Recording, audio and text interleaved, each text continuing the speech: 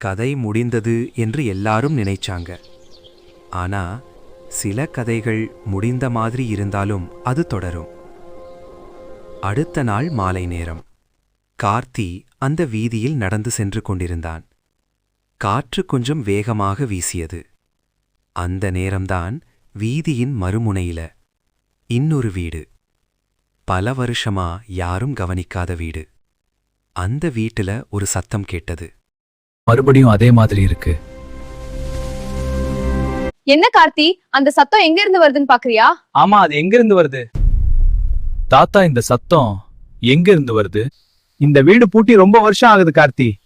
சத்தம் அங்க இருந்து தான் வருதுன்னு நினைக்கிறேன். அது இந்த வீட்ல இருந்து தான் வருதுன்னு நினைக்கிறேன். எங்களுக்கு தினமும் இப்படிதான் கேக்கும். இந்த வீட்ல ஒரு பையன் இருந்தான். அவன் இப்போ இல்ல, காணாம போயிட்டான். எங்க போனான்னு யாருக்கும் தெரியாது. என்ன மாதிரியே இருக்கே. சரி, யார் அவன்? அவன் பேர் என்ன? இது முடிவில்ல. இது தேடலின் தொடக்கம்.